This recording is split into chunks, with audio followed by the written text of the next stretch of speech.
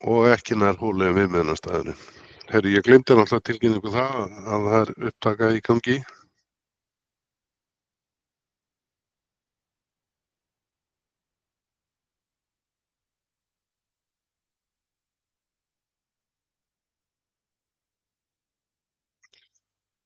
Og hérna sjáum við þetta.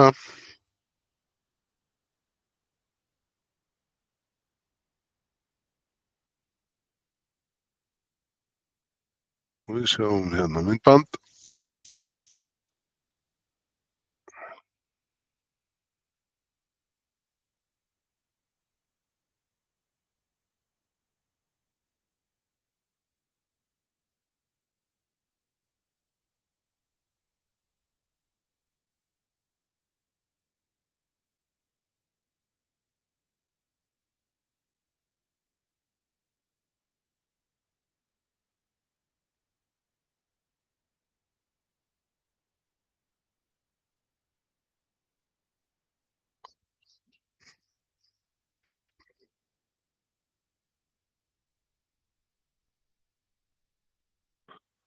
Og þá eru konar reglur 17 sem eru vítasvæðin.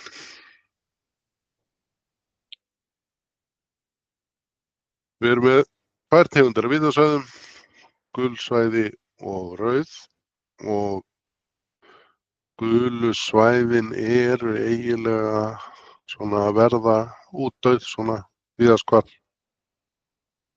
hérna á Íslandi. Við eiginlega notum orðið eingöngu rauðvítasvæði. Það er í svona einstaka stöðum þar sem að það er svona, menn vilja að það sé hluti af áskoruninni að menn slái alltaf yfir, en það er svona, en fer mjög fækandi. Og gulu svæðin, þau veita sem sagt 2 aðferðir við lausn, en rauðu 3.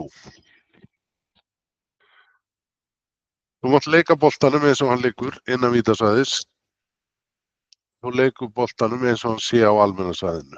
Það er leyfilegt að leggja kylfuna á jörðina, fjarlægja lausung, taka æfingasveiflu eða velja að taka lausn utan vítasvæðis gegn víti. Við sjáum hérna myndband af þessu.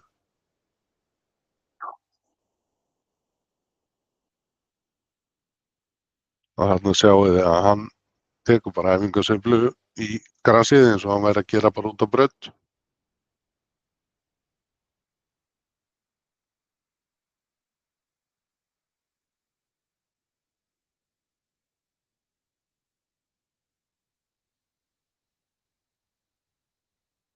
Og sjáum við hérna að snertir hann vatnið í aftursveiflunni og þetta er bara allt í góðu lagi.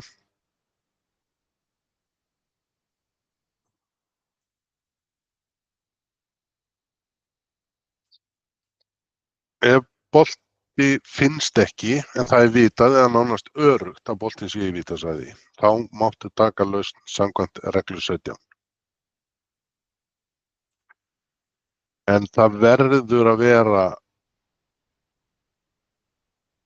sem sagt á hreinu, þú veist, að boltinn hafi farið í vítasvæðið.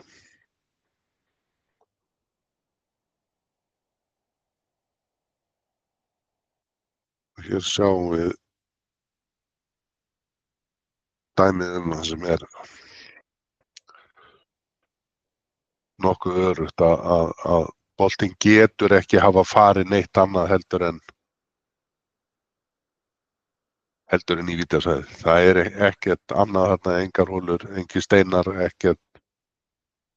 ekkert djúpt gras, þannig að þarna getur fólk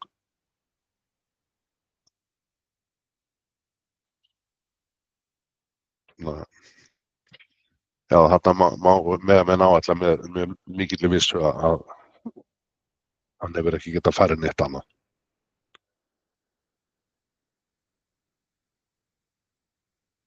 Og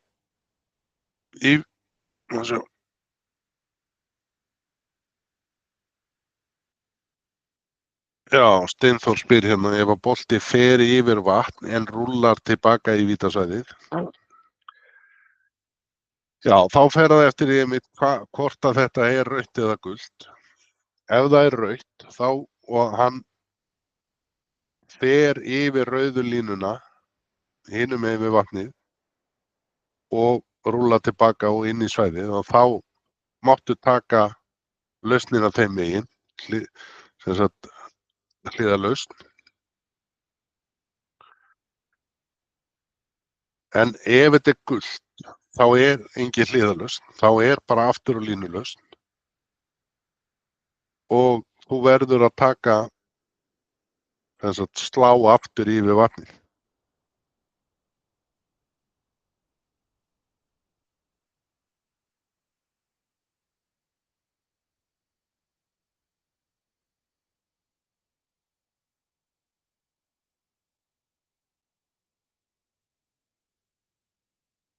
Og aftur og línulausn. Leikmaðurinn má láta upphaflega boltann eða annan bolta falla innan lausnarsvæðis sem ræðst af viðmiðunarlínu beint frá holunni í gegnum áætlaða staðinn þar sem upphaflegi boltinn skar síðast í jaðar vítasvæðisins. Viðmiðunarstaður, staður á vellinu sem þú velur og liggur á viðmiðunarlínunni, ætti að auðkenna viðmiðunarstaðinn með 10. Stærð lausnarsvæðis, engilvilengd, ekki nær holu en viðmiðunarstaður, hvaða svæði á vellinu sem er, nema ekki í sama vítasvæði.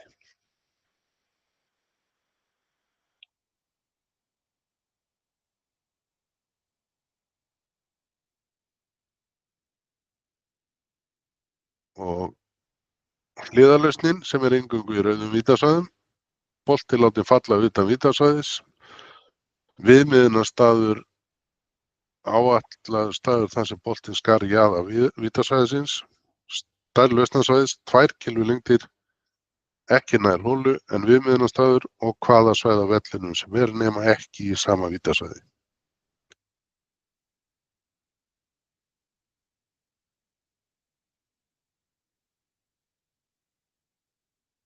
Og sjáum hérna ágætismynd af þessu.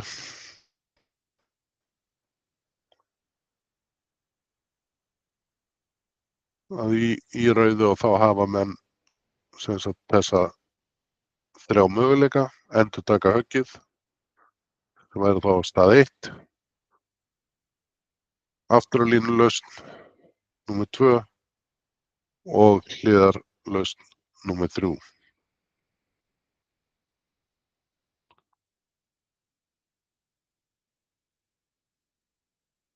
Sjáum hérna myndband. Nei, þetta er gamla.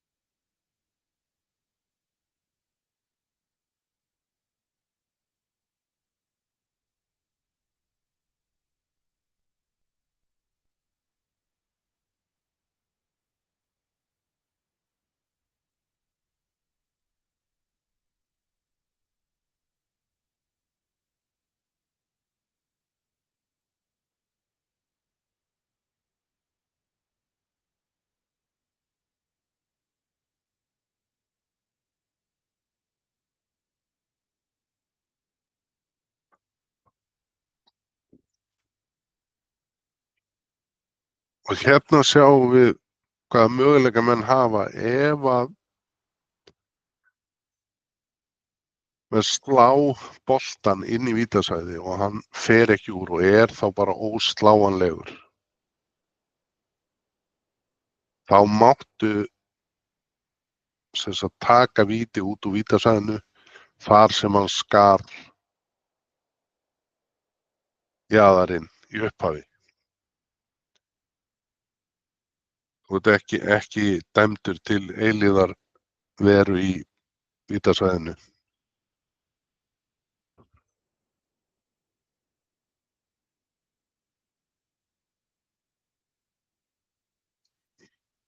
Ómar.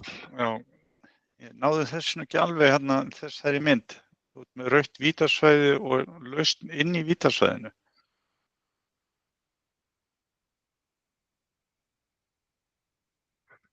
Já, þessi og fær nú svo sem enga. Þarna er númer 1. Já, ég skilji. Ekki alveg. Nei. Þetta væri ekki hægt. Nei, ég sammálaði því, ég veit ekki hvaða, Jú, hann er bara, hann slær út í vítasvæðið, það er að, og hann tekur högg í vítasvæðinu og slær á, hann næri ekki út úr svæðinu, þá má hann eftir sem áður taka þessar 3 lausnir, afturlínu lausn. Sína, já, þetta númer 1 þarna er svolítið skrýtaðar eins og setja að taka. Það stendur lausnarsvæði þarna númer 1. Já. Þannig að og það er náttúrulega ekkert lausnarsvæði. Er ekki 4 lausnum, áttu ekki endur taka höggið? Jú. Það er sem sagt, þú mátt taka sem sagt afturlínu lausnina, hliðalausnina eða 4 endurtaka höggið. Já, og 4. möguleikin er bara að slá eins og hann liggur innan svæðisins ef þú getur það, en það er ekki lausn. Já, það sem er verið að meina hérna, Ómar með, það sem er verið að meina með hérna einum er að þú mátt endurtaka höggið sem að misheppnaðist. Sem sagt höggið frá A til B. Já. Þú mátt endurtaka það. Já, nú skilur ég. Já.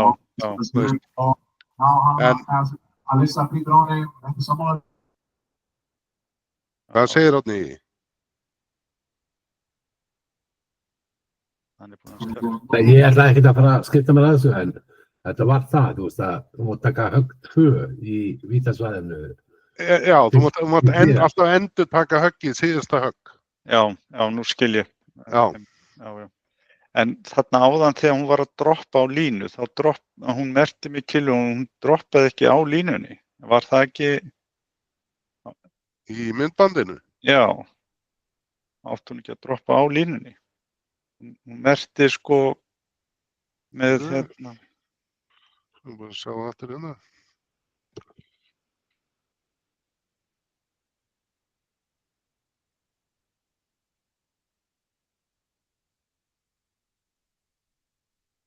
Þarna sko.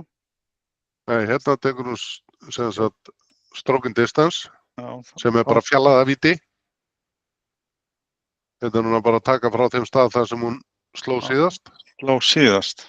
Já. Ok. Og hérna er hún að taka afturlínu.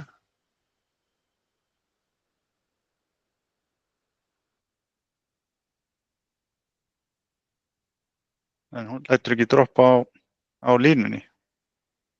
Nei, þetta er nú einkennilega framkvæmt hjá henni. Hún droppar einhver síður á lausnarsvæðinu, það rúlar út úr og það er að segja en sem sagt lausnarsvæðið er kylfulengt í allar áttir, sko. Já, aftur og bak líka. Já. Já, en þú ætti að droppa á línunni og hún má rúlar þá. Ef þú tekur hérna. Það sem að mig grunar er að þetta sé nú ekki alveg nýtt vídeó frá þeim. Ég hugsa sér fyrst að við náttúrulega líka verið að benda á það að ef að boltinn rúlar út úr þá verður að leggja boltan. Já, það sem hann endaði síðast. Í afturlínu lausn þá er þetta ekki lengur orðið lausnarsvæði eins og var að hann mætti ekki fara fram, heldur það orðið sko hringur. Já. Og hann má í rauninni rúlla sko kylfulengt áfram. Já, þannig þú átti í rauninni ekki að velja svæði innan þennan hrings. Nei. Væri í eðlilegri lausn, heldur átti að láta falla á línunni.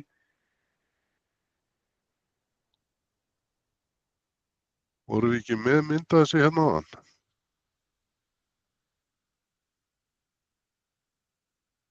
Nei, það var engin mynd með hringlaust. Nei.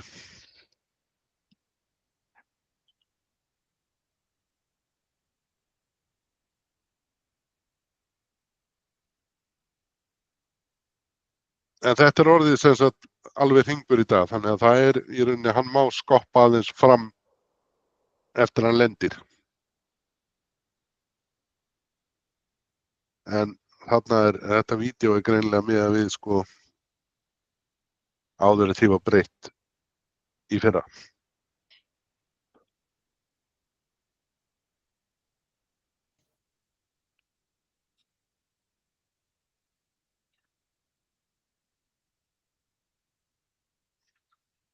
Herðu, við skulum standa upp augnablik.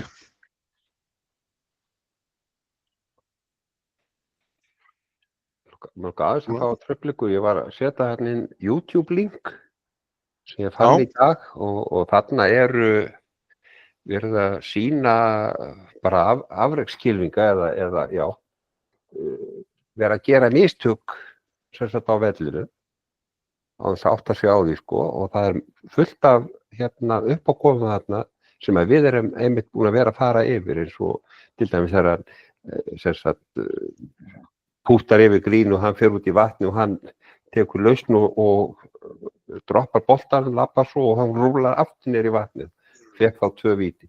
En það er fullt af mjög skemmtilegum uppákomum í þessu vídeói sem er á þessu link sem er mjög fróðlegt að skoða.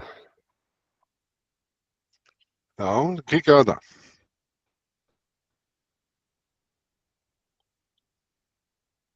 Herri, já, við skulum standa upp í nokkra mínútur.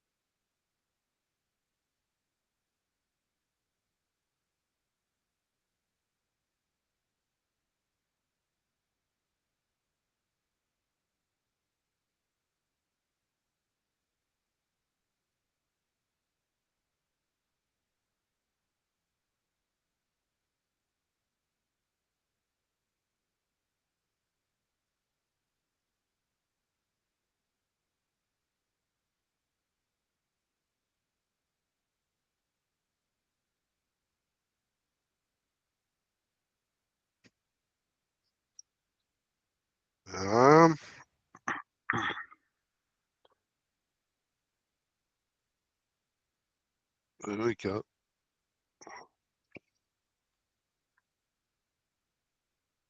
halda það áfram, ekki allir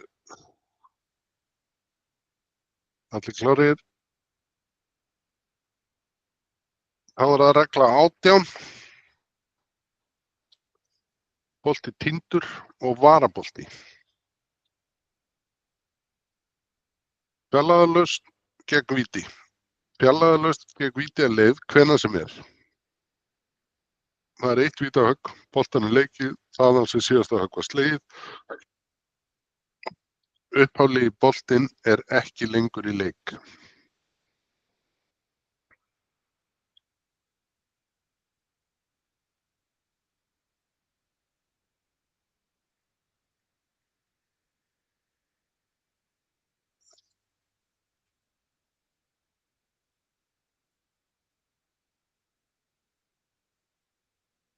Og hann, sem sagt, ef þú ert að taka félagi víti af því að þú fannst ekki boltaðinn og tekur vítið, finnur svo boltan og það er ekki linnað 3 mínútur, þá er hann enga síður týndur en leið og þú ert búinn að taka lausnina.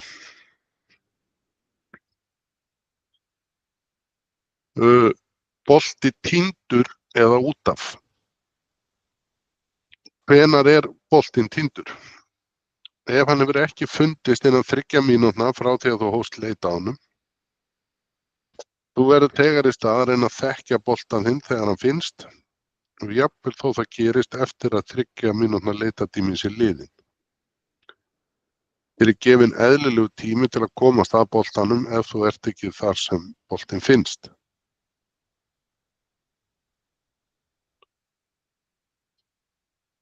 Og þetta því basically að það eru nokkrir að leita að boltanum á einhver ákveðnu svæði. Það er einhver sem finnur boltann þinn og rétt áður en að 3 mínúturnar eru liðnar. Að þó að fari aðeins yfir 3 mínútur að þú ert að labba þangað til þess að staðfesta að þetta sé þinn bolti eða ekki, að þá helst að vera innan 3 mínútna.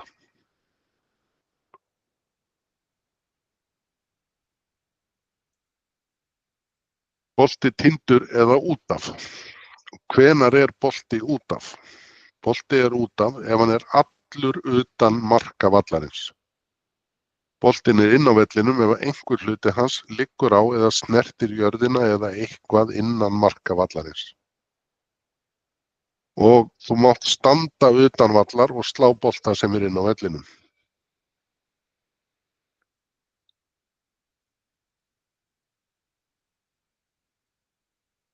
Og það er lausn frá týndum bolta eða bolta sem er út af gegn einu höggi víti. Og þú þarft að leika boltanum þaðan sem síðasta högg var slegið, nema eftirfarandi undantekningar eigi við. Bolti hreyfður af utanaðkomandi áhrifum, regla 9. Bolti í eða á hreyfanlegri hindrun, regla 15. Bolti týndur í óeðlilegum vallaraðstæðum, regla 16. Bolti í vítasvæði, regla 17. Eða bolti vísvitandi sveigður á leið eða stöðvaður af einstaklingi, regla 11.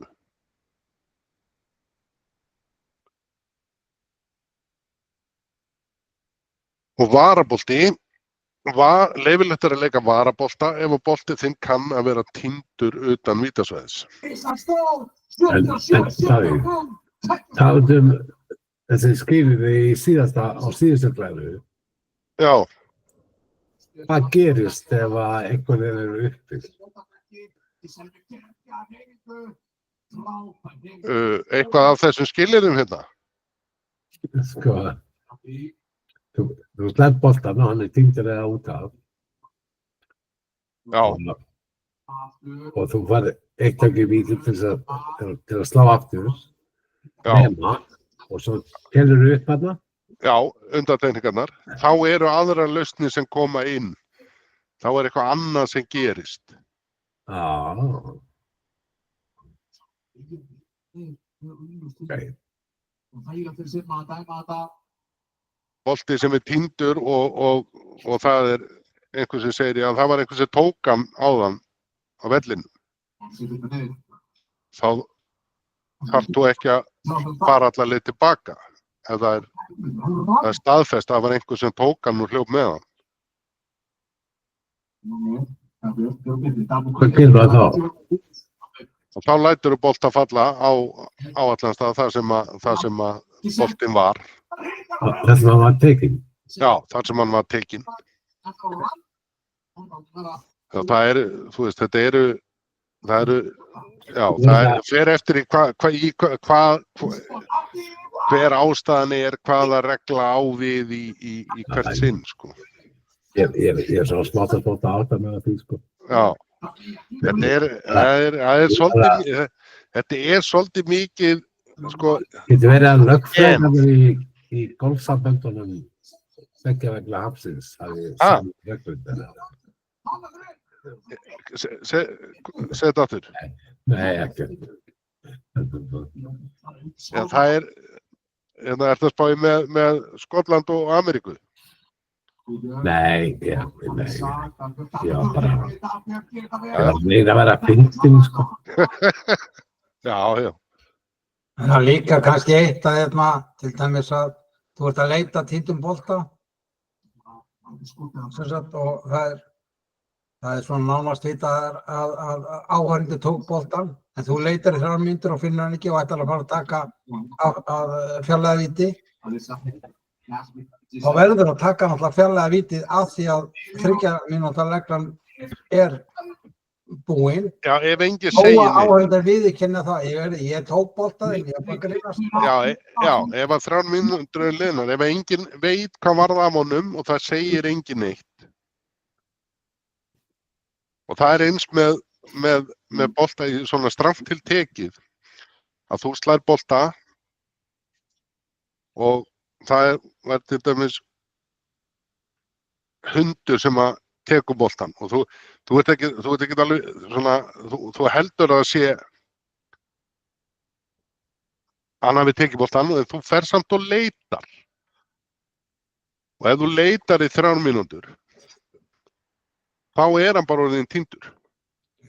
Þá er ekkert að segja, já, hann hefur sennilega tekið hann hundurinn og ég læt bara annan bolta falla hér. Þá er sú lausn ekki lengur í boði. Nei, ég var bara að koma þess að, sko. Já.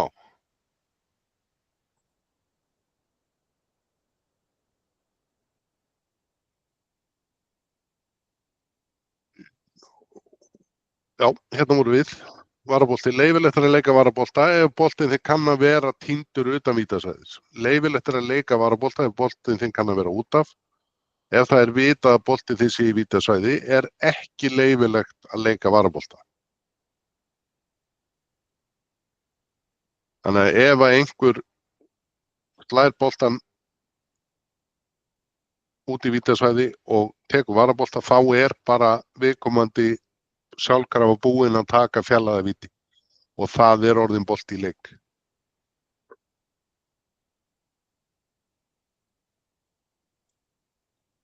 Hérna sjáum við smá skýringarmynd af þessu, hvenær bolti er út af og hvenær ekki.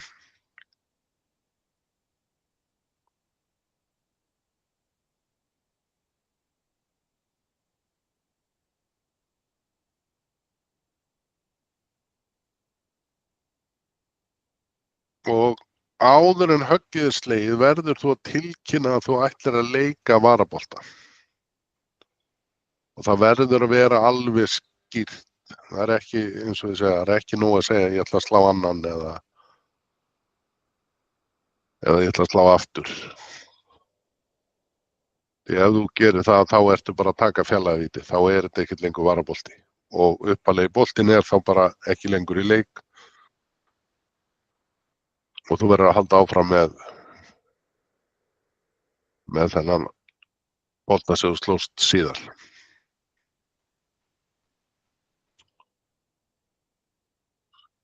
Að leika varaboltar þar til hann verður bolti í leik. Þú mátt halda áfram leik með varaboltanum þar til að þú kemur að þeim stað sem upphaflegi boltinn er talinn vera. Þannig að það gætu í rauninni alveg verið 3 högg. En leið og þú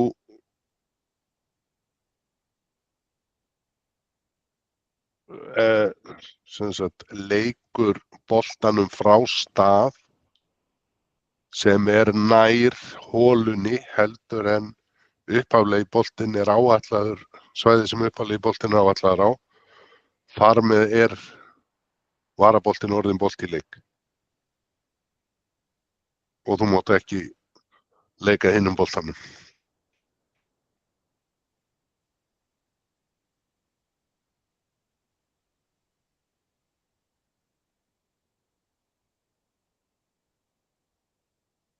Hérna sjáum við mynd af þessu. Að boltanum leikið þarna út í runnan. Varaboltinn sleginn hann á stað A, sleginn svo aftur á stað B. Á meðan hann ekki sleginn af stað B, sem nær holunni heldur en það sem áætlað að upprunalegi boltinn sé, að þá hann varabolti en verður bolti í leik leið og honum slegið.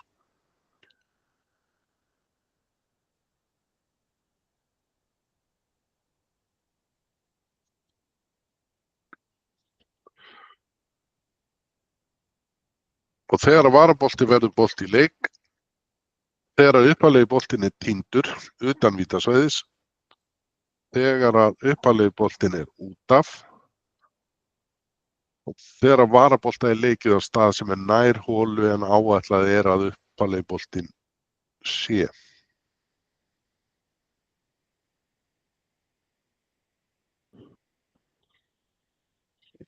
Þegar hætta verður leik með varaboltanum. Þegar upphaflegi boltinn finnst áður en 3 mínútna leitatíminn liðinn, þegar upphaflegi boltinn finnst í vítasvæði, þegar það vitað eða nánast öruggt að boltinn sé í vítasvæði, þá verður að hætta leik með varaboltanum.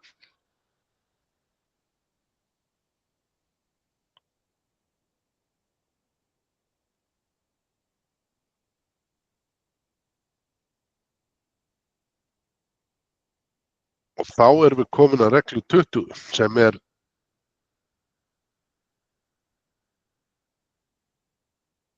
að leysa úr álitamálum reglurnar á meðan að umferði leikinn. Inn í þessu sem sagt allt sem snýr að mótahaldi. Já, svo við sjáum keppnisskilmálar, merkingu allar, staðareglur, uppsetningu allar, leikræði, leikfrestað, ræsing og skráning, skor og dómgæsla. Þetta það sem svona felur í sér að stjórna golfmóti.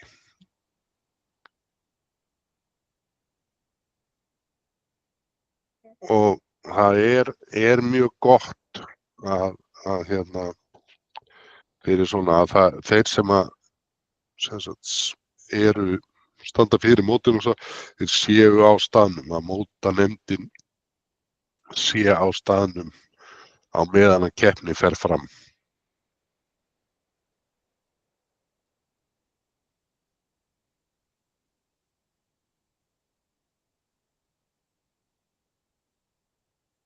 Sjá, fáum að sjá myndband.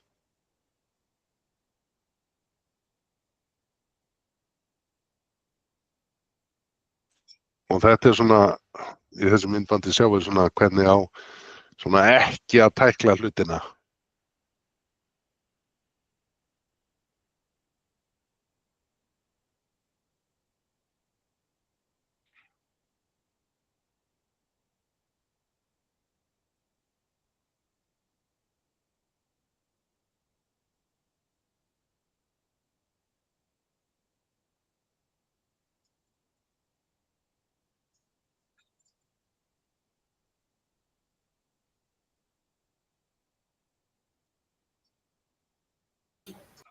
Það heyrist ekki, þú kannski lýsir þessu fyrir okkur. Heyrist ekkert í?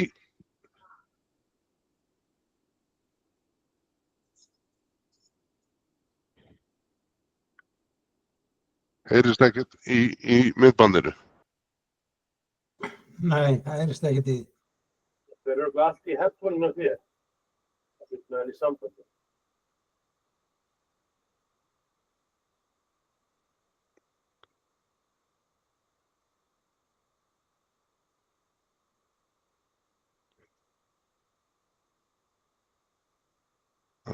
Headphone-in í annarri vél en ég er að spila þetta.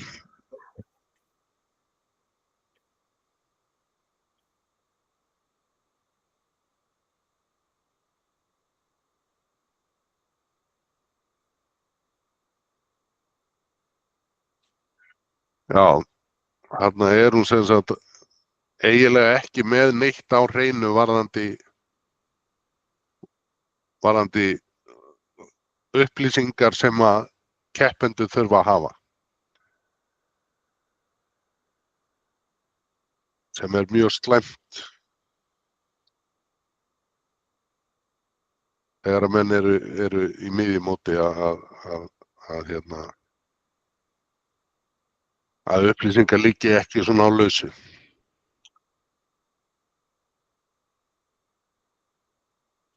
Og þetta eru svona það sem að nefndir þurfa svona að hafa, það er svona grunnþekking á reglunum, áhuga á mótahaldinu og breiðar herðar, því að það er ansi oft sem hitnar í kolunum þegar mikið er undir í golfmótum. Og þá svona þurfa menn svolítið að geta staðið í lappirnar.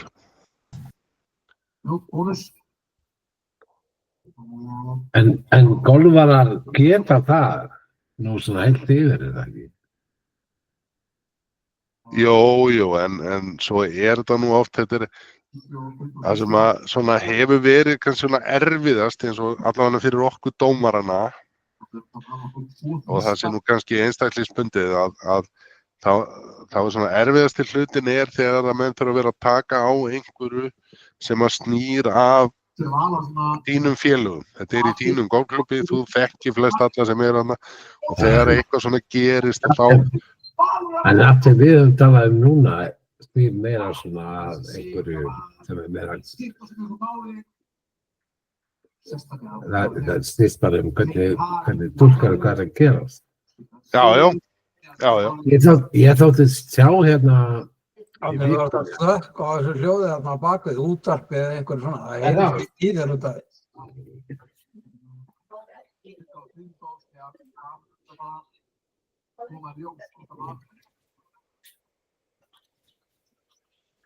Já, eins og ég segi það, þú veist. Ég er alltaf bara að horfa á körfuboltann líka. Já. En við lentum í svona þrætum einu sinni í Steinberginu. Þar sem við vorum með unglingamót. Já. Og ég gæti ekki betur séð heldur en að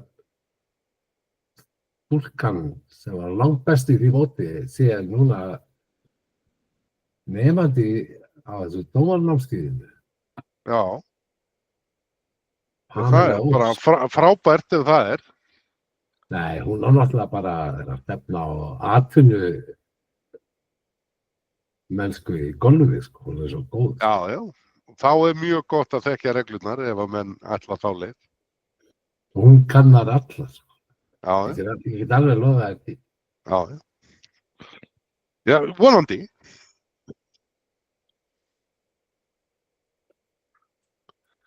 En já, eins og við segjum, þá er ýmislegt sem getur komið upp í kringu svona mót og yfirleitt er þetta nú fólk sem er að vinna í sjálfboðavinnu og svona og það svona skín nú ekki alltaf í gegn hjá öllum, það er svona þegar svona þegar eitthvað gerist.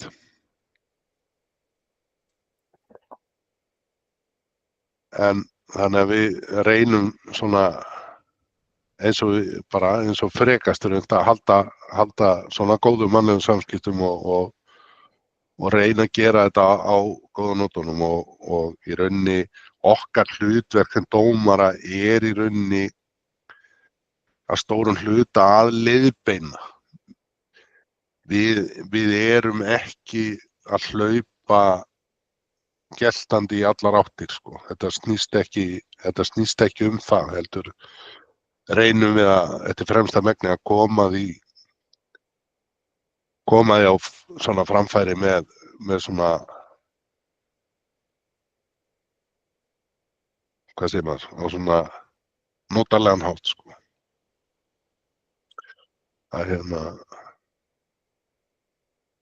Og þá yfirleitt verða hlutirnir mun auðveldari.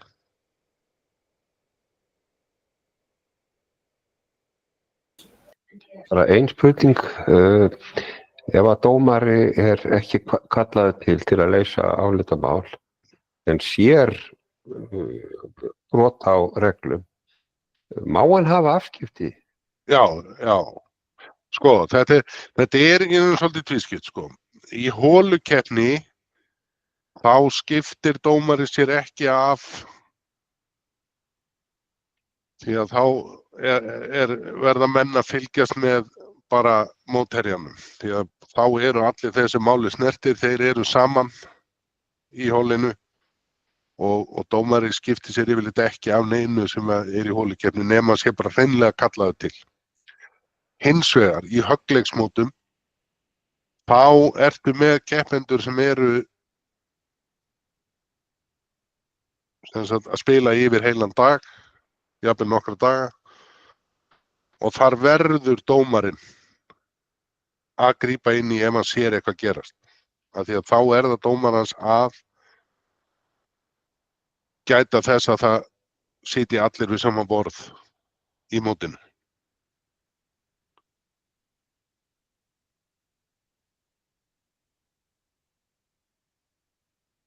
En yfirleitt er verið að kalla í okkur og svoleiðis og þá reynum við að eins og við segjum, erum við svona frekara aðstoða fólk heldur en að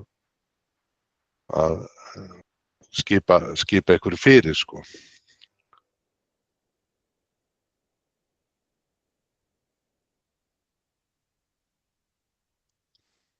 Keppnisskilmálar, grunnurinn sem keppnin er byggð á. Keppnisskilmálar verða að vera birtir tímanlega og aðgengilegir. Yfirleitt er það bara þá upp á töflu, bæði í dag fá menn þetta yfirleitt allir sent í tölvupósti og þeir eru birtir inn á heimasíðum golfklúbbana. Og svo reyna menn nú yfirleitt að hafa eintak af keppnisskilmálum upp á töflu einhvers staðar við inngang eða útgang á. Þannig að það sé svona, menn sjáu þetta líka svona þegar þeir eru að fara á teig eða mæta í hús. Og það er mjög mikilvægt að þeir séu svona skýrir og nákvæmir.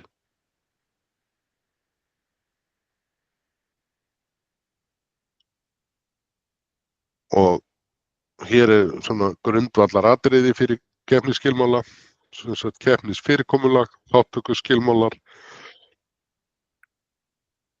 og hvernig jafntefli er leyst. Allt þetta verður að vera klárt áður en að mótið hefst. Það er vont að þurfa að leysa einhver svona mál þegar mótinu er lokið og eins og til dæmis jafntefli ef menn gleyma að tilgreina hvernig þú ætlar að tækla jafntefli.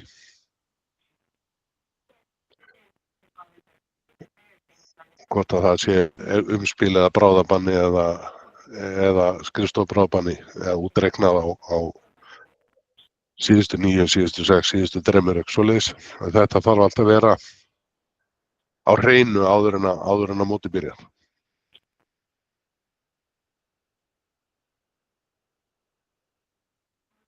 Og það er ágætt líka í þessu reglunum að rúlla yfir kaflar hann verklega nefnda. Það er yfirleitt menn sem að ætla að svona vera dómarar að einhverju leiti fyrir sinn klúbb eða eitthvað svona, þeir munu koma að þessum málum á einhverju tímapunkti. Svona mismikið en í rauninni alltaf eitthvað.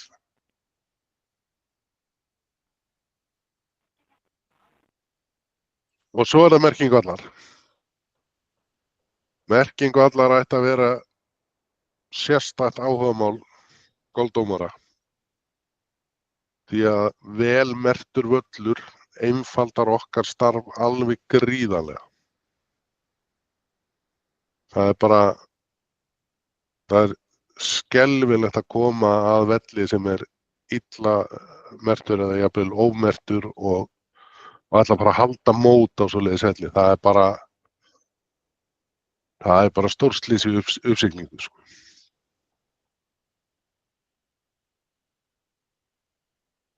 Og allt þetta verður að vera mjög vel skilgreint, vallamörk og jaðrar vítasvæða og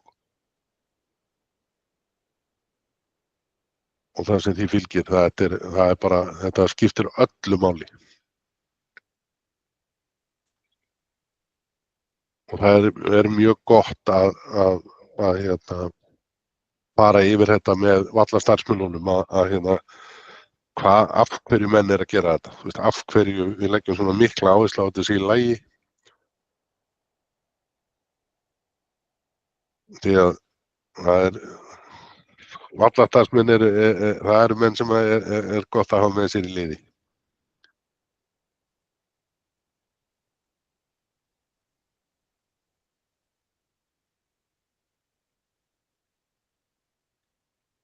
Og staðareglur, þær mega aldrei stangast á í golfreglurnar.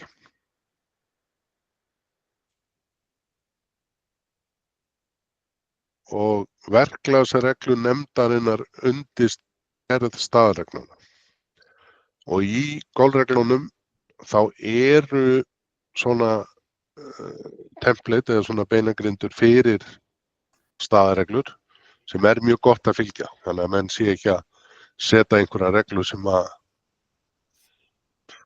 í rauninni kannski má ekki setja, sko. Sem ganga annað gegn golfreglunum eða eru bara hreinlega skrýtnar. Þannig að það er mjög gott að fylgja leiðbeiningunum. En Davíð, Já, sko, ég er alltaf að velta þessu fyrir mér með lögfræðingana og golfreglurnar. Sko, ef þú ert bara golfklúbbur á Egilsstöðum og þú veist að það er svona lítil laut í flötinni sem að vatnið sest mjög gjarna eftir rigningar og þú setur svona sérreglur, svona staðarreglur sem segir að ef að þú þarft að búta yfir bollin þarna efst á 8. flötinni þá máttu færa. Það er ekki í takt regluna sem þú kenndir okkur í kvöld. Sko. Nei, ég meina, þú þarf, ef það er svoleiðis, þá þarf ekki að setja þennan staðreglu. Það er bara í golfreglunum. Nei, það er ekki. Þú sagðir okkur alveg mjög skýrt áðan að þú ert fyrir utan flöt og það er óeðlileg hindrun inn á flötinni, þá bara mátt ekki taka, það er engin lausung. Fyrir ekki átni þetta að fann að ruggla 2 reglum. Já. Og þú annars vegar ertu ekki inn á grínu. Annars vegar ertu að púta eða í hinni eftir að slá inn á þetta. Ég er ekki að ruggla neinu. Ég er bara, við erum fyrir utan flöt. Það er pollur sem allir vissu af. Já. Og að kynni að koma. Já. Og þú varst að segja að staðareglur geta verið vikið frá golfreglunum. Já, þú myndir aldrei setja staðareglur fyrir svoleiðis. Þú varst að segja, við mættum ekki, það má ekki setja staðareglur sem að víkja frá því, sko. Nei, en það komum við að því hérna. Og það er pollur sem við vitum að verður alltaf til. Já, og við komum að því hérna bara eftir 1-2 glærur. Ég held við séum lent í einhverju svona Trump-dæmi, sko. Nei.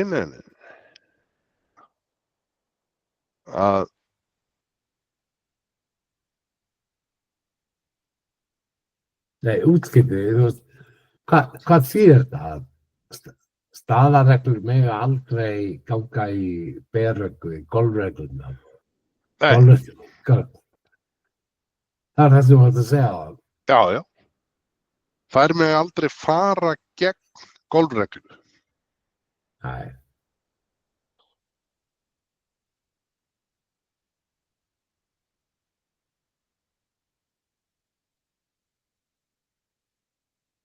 Og hérna sjáum við myndir af til dæmis. Það örugglega góð regla. En hérna sjáum við myndir af hérna til dæmis vallamörkum. Og vallamörk geta verið skilgreind á margan hátt með girðingum eða hlöðnuveggjum eða staurum eða hvítum línum eða. Og ef að stikur eru, ef að menn nota stikurnar, þá er mjög gott eins og ég sjáu þarna myndin að setja svona hvítan hring neðst, þannig að ef að einhverja hluta vegna stika er fjarlægð, að þá viti menn hvar hún á að vera.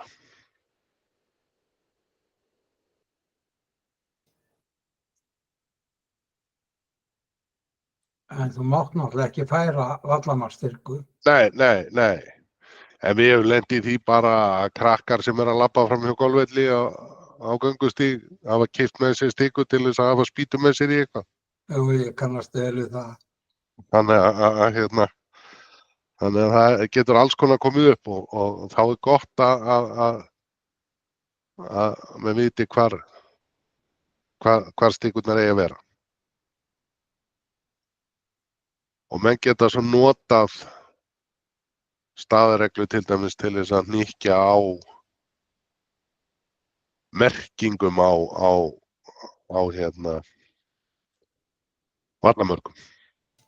Til dæmis eins og þegar að stígar og annað eru notaðir sem vallamörk að það komi það fram í staðarreglu að vallamörk séu stígur aftan við 10. flöt eða eitthvað slíkt. Ég reyndar að það reglu hjá mér á okkar golfklúbbi að sérstaklega fyrir svona stærri móta þá spreyja ég á milli hælana, sko. Já, það er náttúrulega albest, sko. Það er albest. Því að þá fer það ekkert á milli mála. Sums staðar svolítið langt á milli stikana og svona og það getur verið vont að sjá hvort að bolti út af við ekki þau sem að hafa bandspotta eða. Sigríður? Já, ég bara spáði hérna þegar það svona fjarlægðastöðar, 100 metra, 150 metra. Já. Þegar þeir eru. Og þeir eru sveiflusviðinu, má taka þá upp og leggja það niður eða? Nei, þeir eru yfirleitt óhreyfanlegar hindranir. Af því að þeir eru, þannig að það má ekki henda þeim niður í rauninni hvað sem þeir eru náttúrulega mæld lengd, þannig að þeir eru hafðir óhreyfanlegir. Og þá færðu bara lausn frá stjörnum. Þá bara til hliðar, þannig að þú sláir ekki í hann eða stýgir ekki utan í hann eða. Á maður þá láta bolta falla eða má leggja bolta? Nei, þá láta hann falla. En ef að ég með á velli þar sem leið hreyfing innan kylfunlengdar á hérna snöggs eða braut? Já. Það þá leggja eða falla? Þá leggur hann. Þá leggja hann? Já, þá leggur hann. Ok. Og það tilgreint alltaf í staðarreglunum að það megi leggja bolta innan kylfulengdar. En annað líka þegar þú veist, ég að spila á velli sem mikið svona má hreyfa kylfulengd. Ekki bara nóg að leggja niður kylfuna og taka upp boltan? Það ekki nóg merking? Jú, það í raun alveg nóg af því að í rauninni þú eins og örugglega sagði við ykkur hérna í einhverjum fyrir fyrirlestrum, ef þú ætlar ekki að leggja boltan á sama stað aftur, þá strangt í tekið þarftu ekki að merkja hann. En ég mæli samt með því að stinga niður 10 þar sem hann var. Svona, þú veist, það er ágætis regla bara að venja sig á það upp á að menn ger ekki mistök. Þú veist, en strangt í tekið þarftu þess ekki ef þú ætlar ekki að leggja hann aftur á sama stað. Ok, takk fyrir þetta.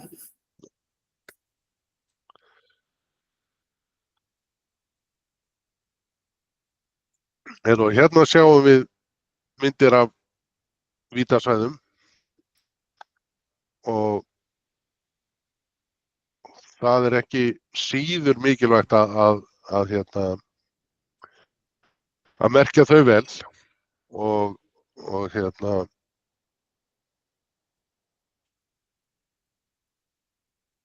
að svona helst að reyna að merkja vítasvæðin þar sem að í rauninni ef það er halli eða þú veist jörðin brotnar svona niður að það sé sem næst þeim stað.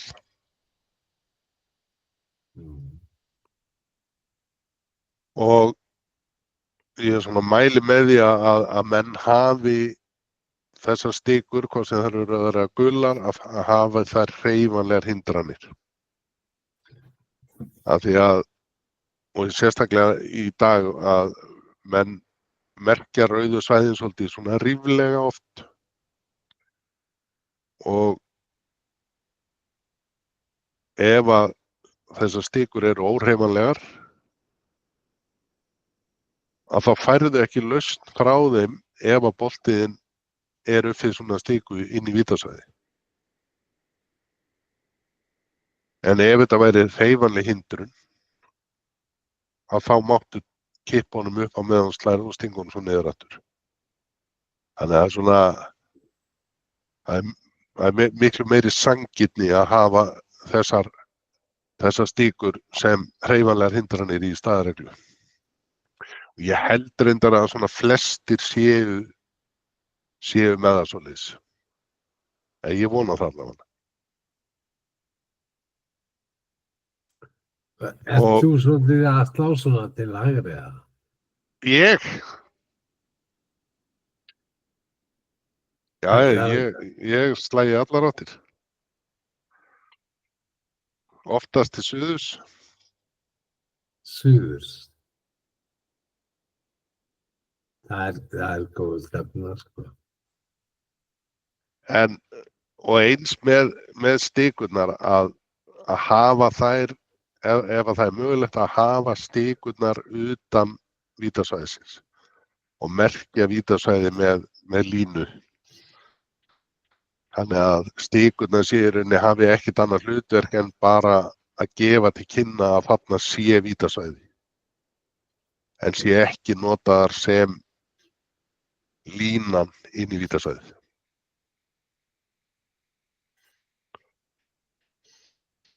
Því ef að menn lenda í því ef að stikan er fyrir utan vítasvæðið, það er fyrir utan og svæðið merkt og það er einhver sem að tekur stikuna, slær boltann og setur hann ekki aftur onni í hóluna. Svo kemur einhver annar og bolti fer onni í þessa hólu. Að ef að hólan er fyrir utan vítasvæðið, þá helst þetta vera hóla eftir vallarstarfsmann, sem að klárlega er eftir að hann hefur sett stikuna niður í upphafi, og þá færðu vítalausa lausn frá hólunni. En ef þetta er inn í vítasvæðinu, að þá verður þú bara að taka víti út úr vítasvæðinu. Það er engin lausn. Þannig að endilega þar sem að hægt er að koma í við, hafa þetta fyrir utan, merkja með línum.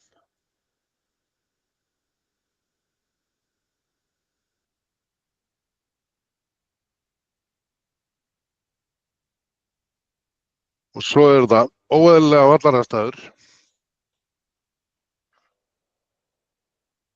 Grundi aðgerð, aðkomuvatn og svo framvegis. Þetta þarf að merkja líka vel fyrir mót. Því að ef það einhvers staðar eitthvað ekki velmerkt eða ómerkt eða eitthvað, þá mun einhver lenda þar. Það er bara nánast öruggt. Og sérstaklega grundi aðgerða að hafa þessi svæði kannski frekar stærri heldur en minni og ekki á einhverju svona ákveðnu svæði eða eru svona nokkri blettir að merkja það sem eitt svæði, ekki mörg lítil svæði.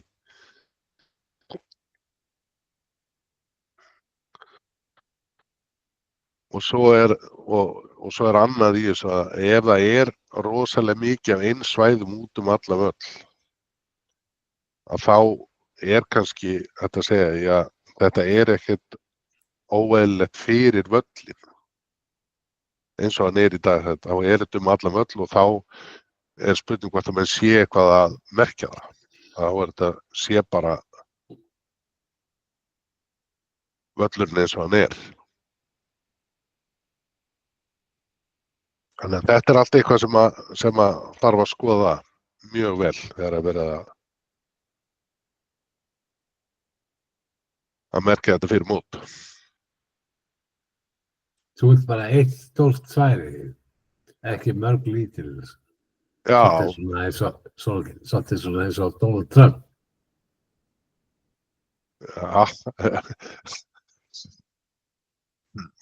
Já, ég veit ekki hvað hvernig þú kemur honum inn í þetta, en já, gott og vel. Nei, ég var að grínast, sko. Heyrðu, já, og hindranir og hlutir sem eru hluti vallar. Það er í raun ekkert kannski þörf á að telja upp allar hindranir í staðarreglum. Því að sumt af þessu er bara skilgreint í golfreglunum sem ákveðnar hindranir, hvort sem þær eru hreyfanlegar og óhreyfanlegar. En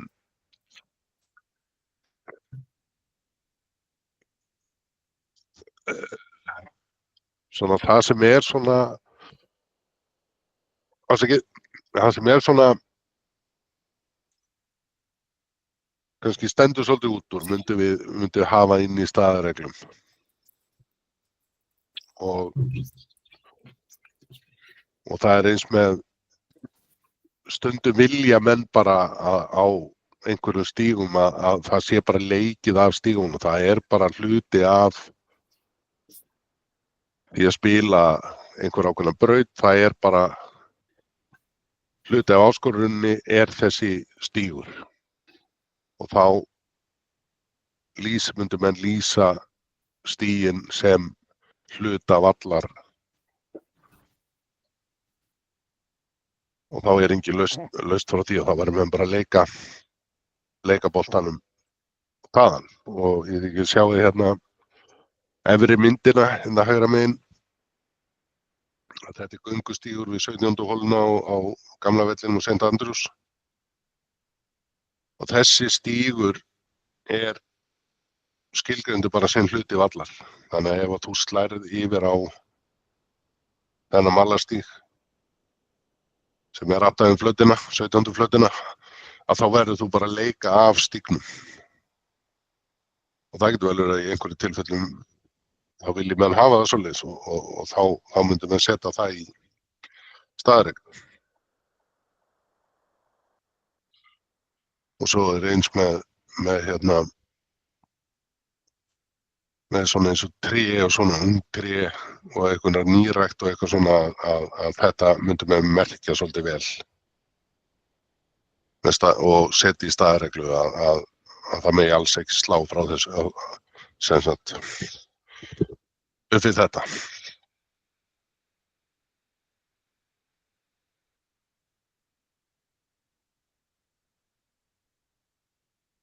Og þá erum við komin að uppsetningu á vellinum sem sagt hvað leikmenn vilja spila á hvað teigum, brautir, kargi, glompur, flatir. Og þarna þurfa menn svolítið að hafa í huga hvaða kylfingar það eru sem að keppa í mótinu. Já, þú setur ekki upp völlinn fyrir meðalkylfingin eins og þú myndir setja hann upp fyrir atvinnukylfingin.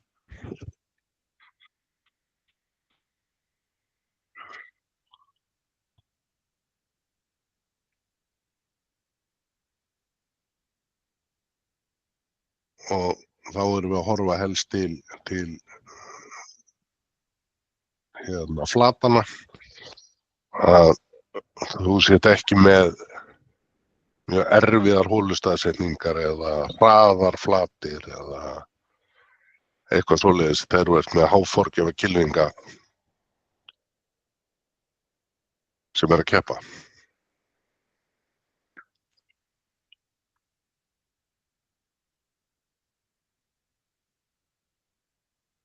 Og maður svona myndi reyna helst að forðast að láta það kannski alfarið í hendur á vallastjórum að setja upp svona fyrir móti að þeir hafa nú margir hverju tendensa til þess að setja á frekar erfiðari uppheldur en hitt. Það er svona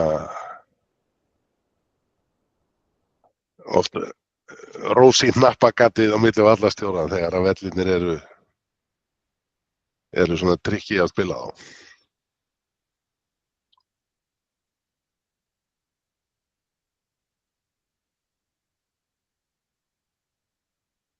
Og uppsetning vallarins, það þarf góðan undirbúning ef að menn ætla að gera þetta vel. Og þá þarf maður að hafa góðan tíma. Þú þarf að hafa mannskap, tæki og einhver fjárráð. Þannig að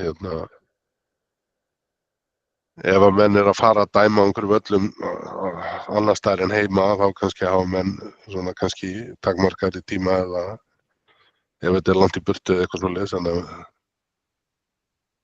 En allavega á heimavellinum, þar sem að menn svona eru kannski mest að vinna að gefa sér góðan tíma í þetta.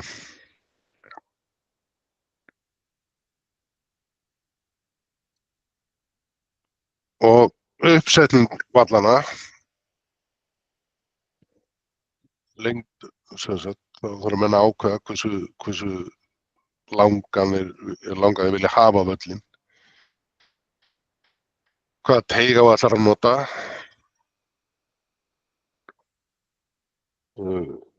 Það er svona æskilegast að það séu svona allir leikmenn sem eiga leika á einhverju teig ná að slá inn á braut. Ef það er svona mikill kargi eða eitthvað fyrir framan að þetta sé ekki of langt frá teig inn á braut fyrir alla. Og svo eins með kargan. Ef hann er of þykkur, þá missa menn til dæmis leikhraðan alveg upp úr öllu. Sérstaklega hjá forgjafarhærri kylfingunum.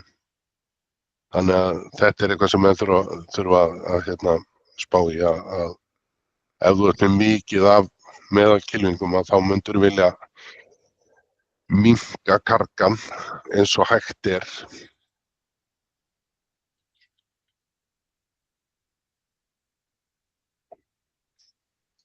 Ómar?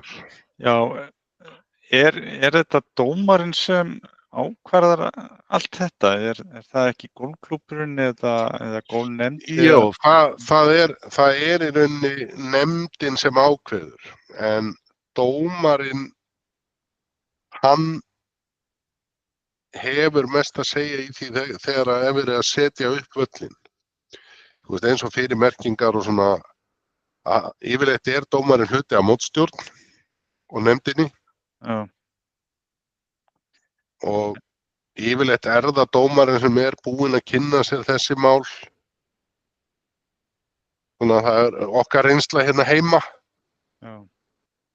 En alltaf bara einn dómari í móti eða? Nei. Það allur gangur á því sko. Og sumir klúbbar mun betur settir með dómara en aðrir og þá hafa menn verið með hreinlega vaktaskipti og sérstaklega eins og kringum meistaramót og svona, þessi margra daga mót. Já. Þá hafa menn verið bara með vaktir og sem náttúrulega bara frábært ef menn geta það. Einhvers konar mentoring á mönnum við hent út í djúpulaugina eða þetta bara að gera svo vel? Já, það nú örugglega allur gangur á því sko. Já.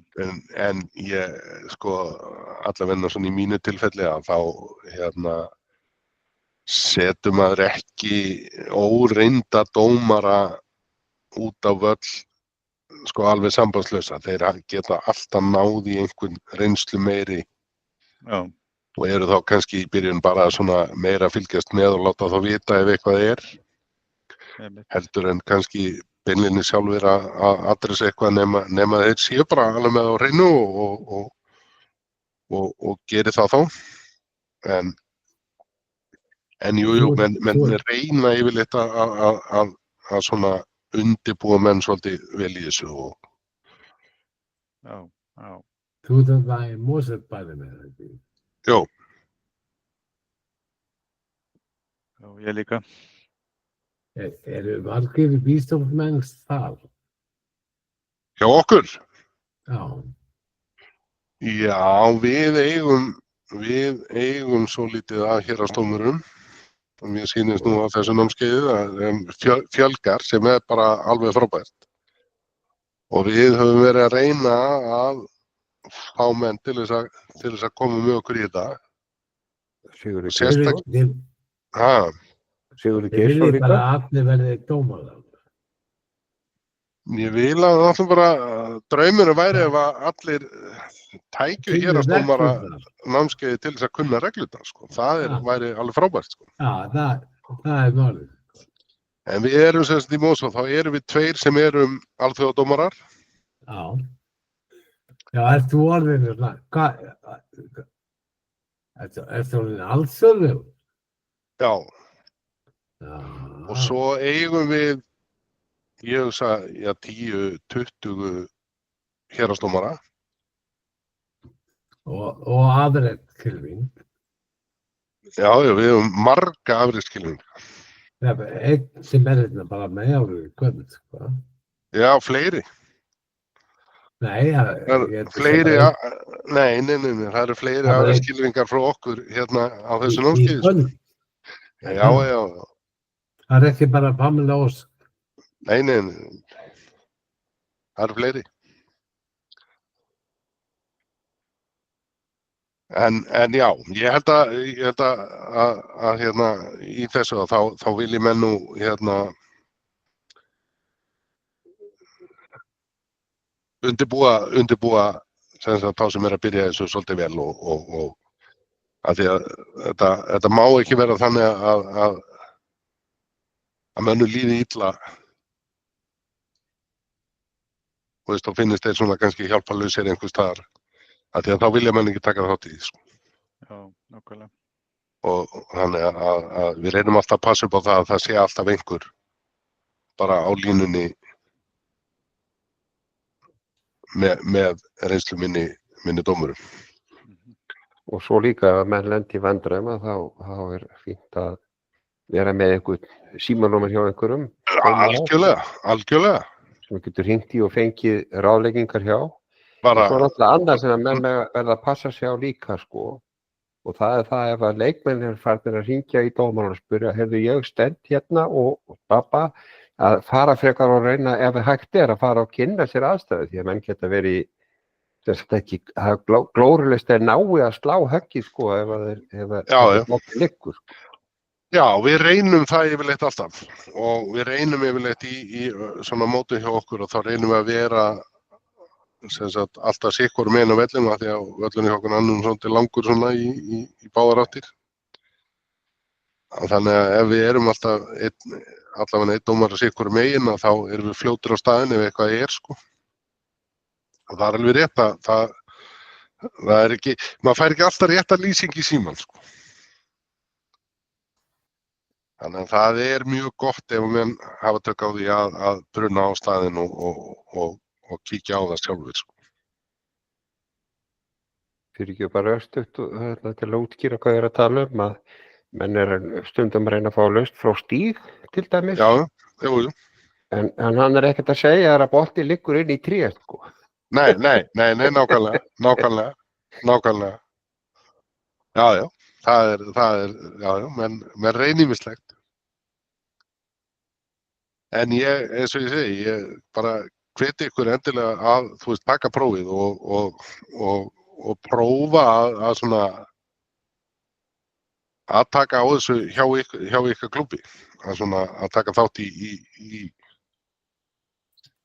dómgæslamótum, sko, því að þetta mjög gaman og hérna.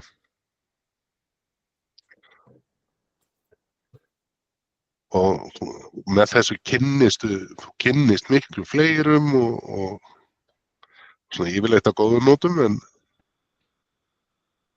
eins og ég segi, þetta mjög gaman.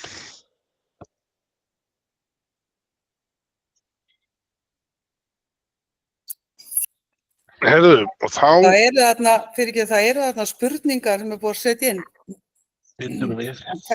Skrifa þar, í tjattinu. Já. Steinþór segir, ef það vitað að boltinn sé í vítasvæði, ekki leyfilegt,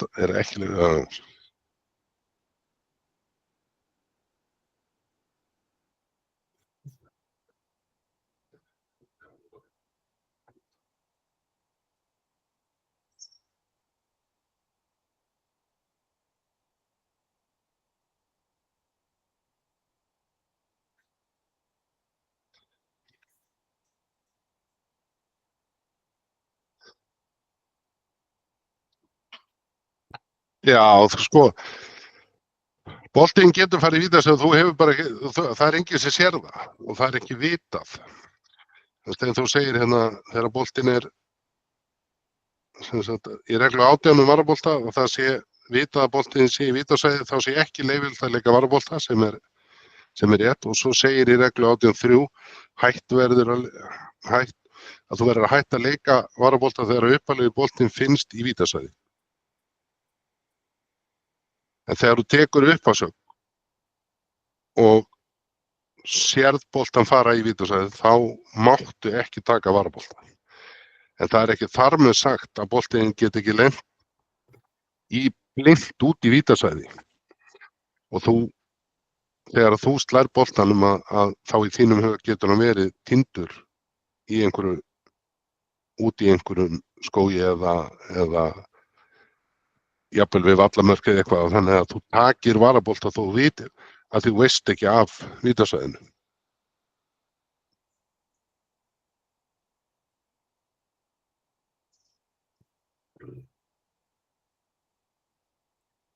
Og svo segir hérna, aðkomuvatn í vítasvæði, það bara, þá boltinn bara í vítasvæði, þú tekur bara víti út úr vítasvæðinu.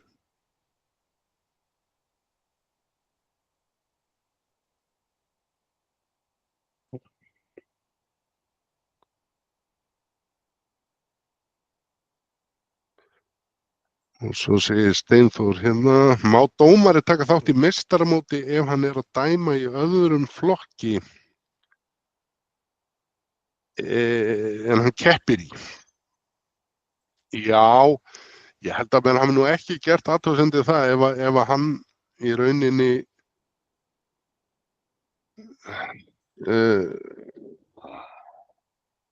sem sagt hættir áður en að sem sagt hans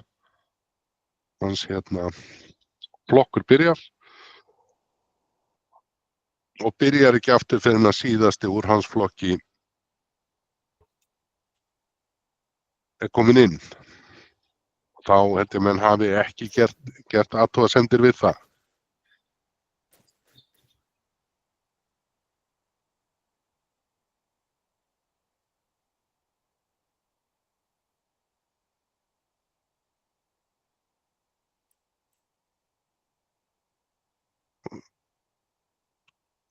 Uppsetning vallar,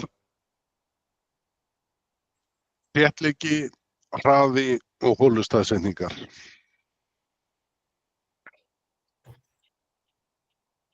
Við viljum helst forðast svona of mikla erfiðleika í bútum. Það hefur engin gaman að því. Ef að flatirnar eru of þéttar eða of harðar, þá er mjög gott að vökva þær og við myndum kannski dempa aðeins sláttinn á þeim.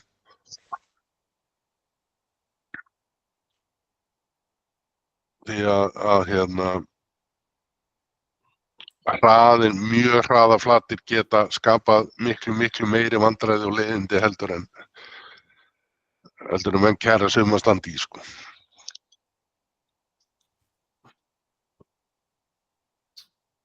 Og í meistaramóti þar sem þú ert með kylfinga sem sagt alveg á öllu spektruminu, að þá er þetta í rauninni ekki skynsamlegt að vera með svona hraðaflatir þó að menn vilji gera það í Íslandsmótinu í höggleik eða í holukeppni, að þá svona í öllum svona venjulegum mótum að þá myndu menn reyna aðeins að tempra þetta til þess að gera þetta svona manneskjulegra fyrir sem flesta. Og það er eins með holustaðsetningarnar, að reynum að setja ekki holustaðsetningar á mjög svona erfiða staði og sérstaklega erum menn þá að horfa til, þú veist, eins og eða á að blása eitthvað hressilega á einhverju tímapunkti eða eitthvað svoleiðis, að holustaðsetningarnar séu ekki þannig að boltar sem koma á holunni þeir muni fjúka út af flötinni, að þetta sé í einhverju niðurhalla undan vindi eða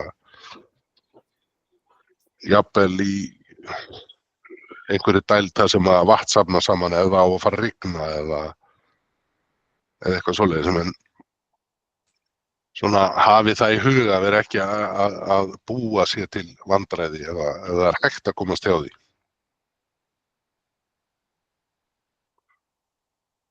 Það er eins og segja, sko, að holustaðsetningarnar, þær búa ekki til mót en þær geta eyðilagt mót ef þetta er ekki gert af skynsemi.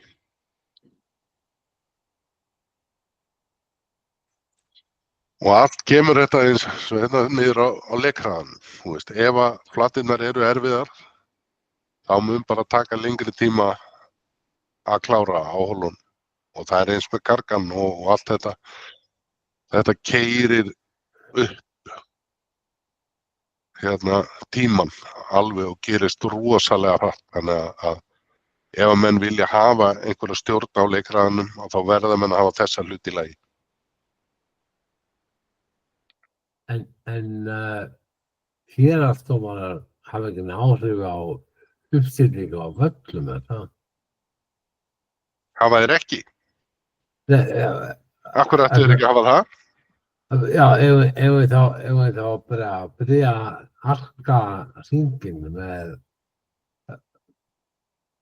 klúbbnum sem ræðir og diskutera hvernig.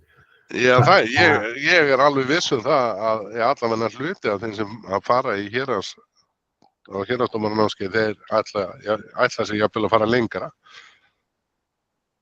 Og þá er gott að byrja að kynna sér þetta bara frá byrjun.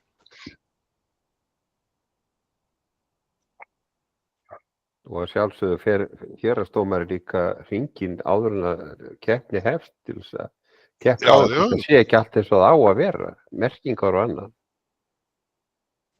Algjörlega. Þannig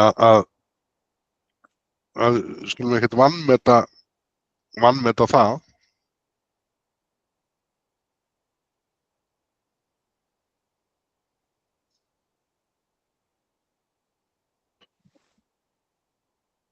Og leikhraði, stefnaður leikhraða, að hvetja menn til þess að spila reddygolf. Nú er búið að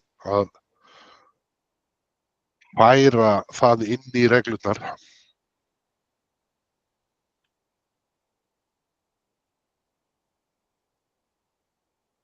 Þannig að það þarf enginn að rífast við teginn lengur. Það er bara samkvæmt reglunum að þá er bara sá sem er tilbúinn, hann bara slær.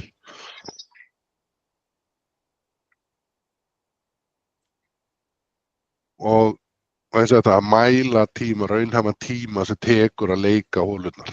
Þannig að þegar menn eru að setja upp tímaplanið fyrir mótin og við erum alltaf, okkur hætti til þess að horfa alltaf til meistaramótana hérna hjá okkur. Að vera þá með eitthvað raunhæfar mælingar á, tímamælingar á því hvað tekur að leika hverri holu áður en menn setja upp að hringurinn eigi að taka 4:20 eða 4 tíma. Hvað menn vilja hafa í þessu. Ómar.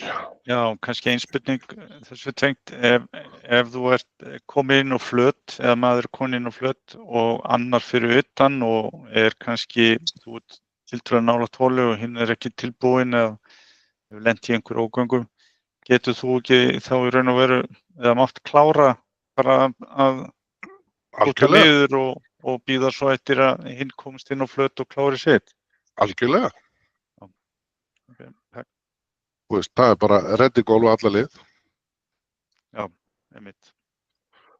Og það er bara í rauninni í holukeppninni þar sem er gerð krafa á það að sá sem er fjær holu leiki á undan. Já. En bara í höggleik absolutt bara. Því að það getur verið einhver að dorma yfir einhverju og þú átti eftir bara tapp inn, skilur, til að klára og þá bara tappar þú í og færir þessu frá, sko.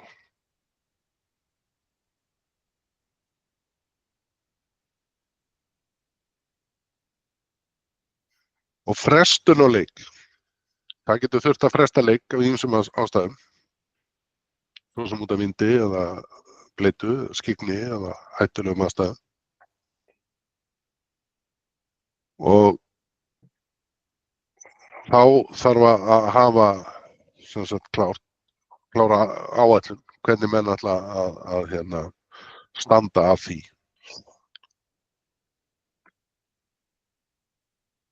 En eins og menn hafa kannski oft lent í að það nú oft spilað og veðrið svo orðið ansi skrautlegt og að því að við frestum ekki nema það sé bara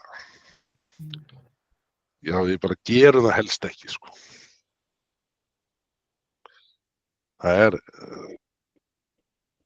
Það er fátt ömurlegra en að þurfa að fella niður umferð eða fella niður mót í miðju móti. En það það gerist og þá þarf að meta það hvort það sé hægt að sem sagt fresta leik og byrja aftur síðar eða hvort það þurfi hreinlega að fresta og dæma umferðina ógilda og fella skorið niður. Það er svo sem allur gangur á því.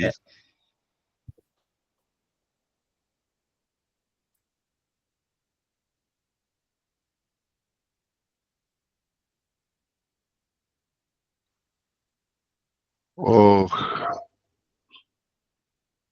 það er sem sagt, eru nokkra gerðir af frestunum.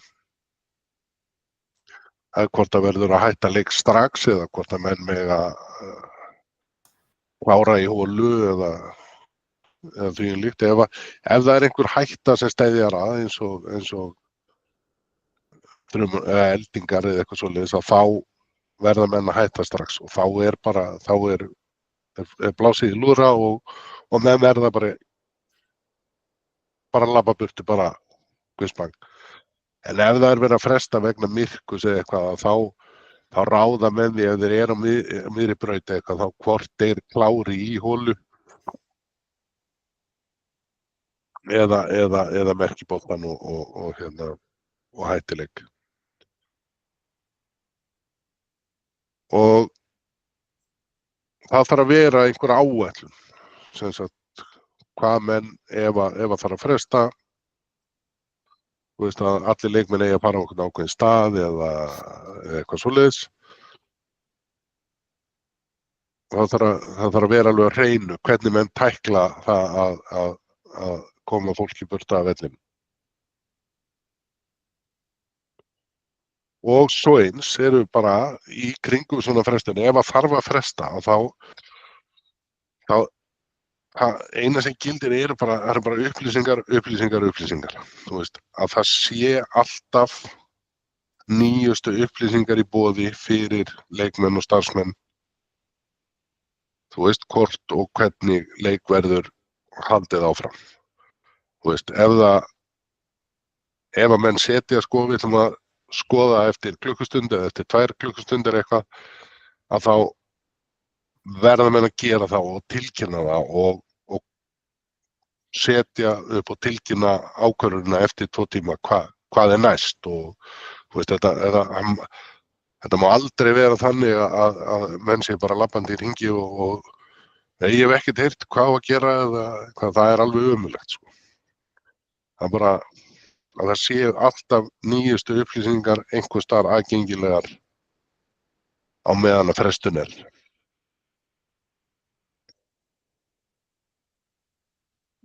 Og svo það rástímar og skráning. Rástímar og rásópar, þú þarft að hafa góða ræsi og það þarf að hafa skýra leiðbeiningar fyrir keppendur. Og það er á ábyrgð nefndarinnar að kynna rástímana og ráshópana. Og ræsirinn, hann þarf að vera góður. Hann þarf að ræsa út á réttum tíma og hann sé svolítið skipulag á ræsingunni.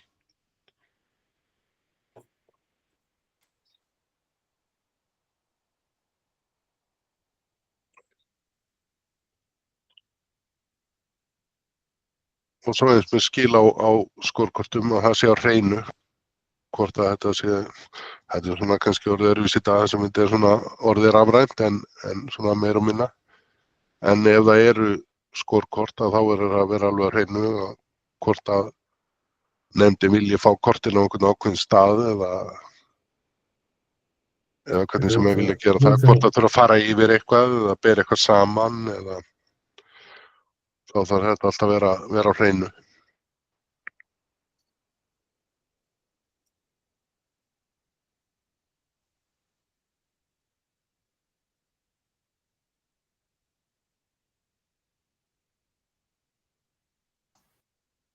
Og þá erum við bara komin að... En þú ert þarna úr Mosfellsbænum, eða ekki? Ég?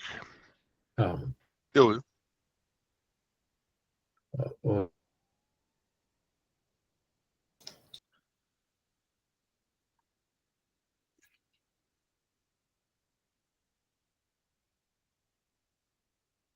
Já, þá er þetta sem við fórum yfir í dag.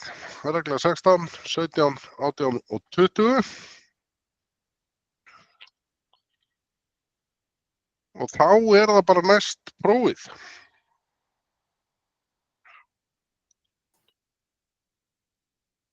Opnar fyrir það. Bjarni.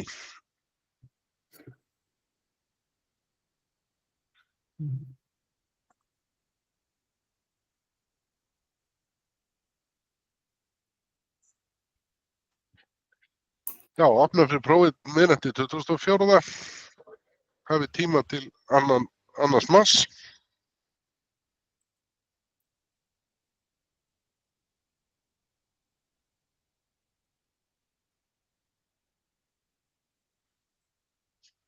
Og á morgun fáið þið senda link á, ég hugsa að komi á bæði prófin. En þið fáið sem sagt á morgun líka link á æfingaprófið og getið þá eftir ykkur á því. Það auðveldara en aðalprófið. En það eiginlega eins með mjög svipað uppsett, þannig að menn sjá þetta aðalega menn fáið svona tilfinningu fyrir kerfinu sem að prófið í þessu brainbuilder. Þannig að þú hafið séð þetta, en spurningarnar eru þetta séu eitthvað aðeins auðveldari í þessu heldur en í aðalprófinu. Og þið getið tekið þetta æfingaprófið svo oft og þið viljið. Og prófið skiptist í 4 hluta. A-kafla 25 spurningar sem eru bara rétt og rangt spurningar. B-kafli 10 spurningar sem eru margir svarmöguleikar. Kafli C 20 spurningar þar sem fyrst spurt úrskurð og svo reglunúmer. Og kafli D 40 spurningar. 4 hólur spilaðar, fyrst spurt úrskurð og svo reglunúmer. Þegar við 120 mínútur og það ekki hægt að taka pásu, þannig að það er bara keyrt í gegn 120 mínútur og svo fáið að vita hvort þið stóðust prófið eða ekki.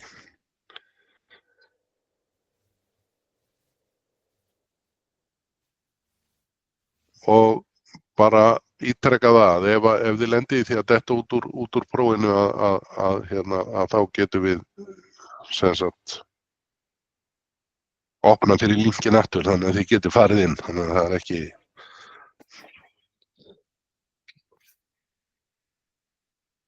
að von úti enn. Ómar. Já, þú þarftu semst að muna reglunúmer eða svona gefið kostur á að þú flettiði þá upp? Já, ég meina að þú getur verið með regluna með þér, sko. Já, það er kannski ekki mikil tími til þess, eða? Ekki, já, það eru allir eins og rétt og rangt spurningarnar þar sem menn geta nú keypt sér svolítinn tíma, sko. Já, en Þannig að ættir þú kannski ekki að vera neitt kannski rosalega marga spurningar þar sem menn þurfa að fletta mikið og lengi, sko. En svona þessu tengdu geturðu eða útskýrt aðeins hver munur á mismunandi dómararéttindum og hvað felst í það að taka ef menn vilja halda áfram síðar eða hvernig virkar þetta? Já, sem sagt héraðsdómara prófið eða réttindin eru bara fyrsta stigið og þá sem sagt þau veita þið réttindi til þess að dæma í opnum mótum hjá þínum klúbbi.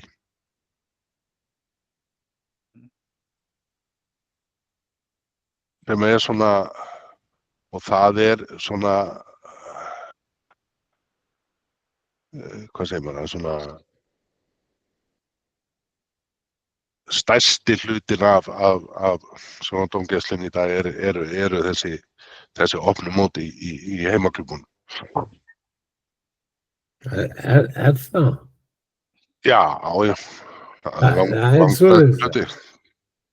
Já. Og þú gætir dæmt í öðrum klúbbi líka eða öðrum móti í öðrum klúbbi? Já, þú gætir dæmt í öðrum klúbbi í sem sagt opnu móti. En svo næsta stig næsta stig landsdómarinn og þá sem sagt hefurðu réttindi til þess að dæma á GSI mótum og sem sagt vera aðstoðardómari á eins og Íslandsmótunum. Hvað þarf til þess að er það? Til þess að verða landsdómari? Já. Það er haldið landsdómaranámskeið svona, verið held ég svona 3. hvert ár.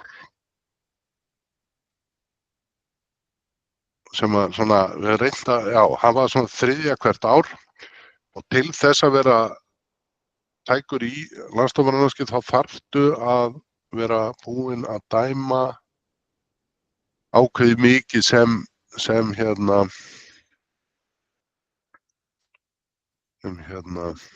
héraðsdómari. Sjá, þetta nú bara þetta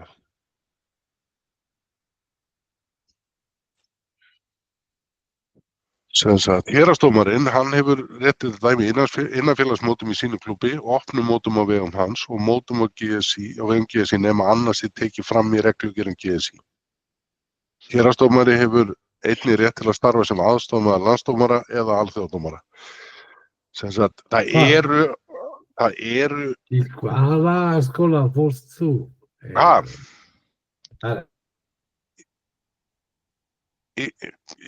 Hvar fór ég?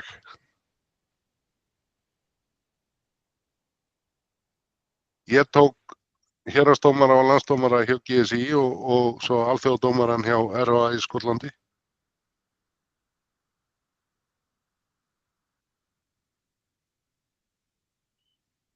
Já, það eru eins og í sveitakeppnum út á landi. Það er náttúrulega GSI mót og þar hefur GSI látið nægja héraðsdómara í þriðju og fjórðu deild til þess að svona auðvelda þessum klúbbum að halda þessi mót því að það væri rosalega dýrt fyrir einhvern lítinn klúbb út á landi sem ætlar að vera með sveitakeppni í þriðju og fjórðu deild að ætla að fara að flytja dómara á bænum, halda honum uppi og borga honum laun og svoleiðis að þú veist, þeir myndu aldrei standa undir því sko. Nei, einmitt. Þannig að í þeim GSI mótum að þá hefur héraðsdómaraprófið dugað og landsdómaraprófið veitir réttindi til þess að dæma í öllum innlendum mótum á vegum golfklúbba og GSI nema annars tekið fram í reglugerðum GSI. Og landsdómari getur einnig verið aðstoðarmaður á alþjóðlegum mótum sem haldin eru hér á landi.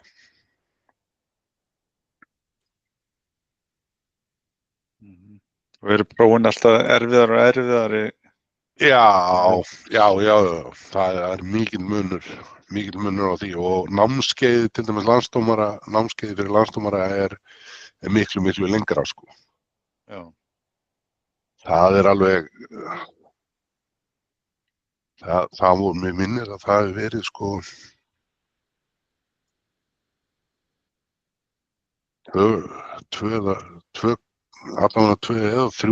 tvö kvöld í viku og einhverja viku 3 kvöld í 2 mánuði sko. Já. Veist, það er miklu ítarlegra og svona, já, farið svona meira granjúlar í þetta. Og svo er það alþjóðadómarinn og það er í rauninni tekið í dómaraprófi hjá RA og þá hefur réttindi til þess að dæma í öllum mótum sem haldin eru. Já, einmitt. Takk. En til þess að fara í landsdómarann þá þarf héraðsdómari að hafa verið í 3 ár héraðsdómari og starfa sem golfdómari á golfmótum í yfir samtals 10 daga á 3 ára tímabili. Þannig að það þarf að vera svona smá reynsla.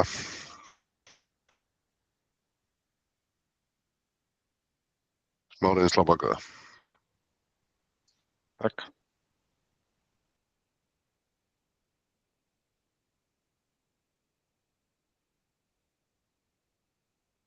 Heyrðu, þá held ég að þetta sé bara búið í kvöld.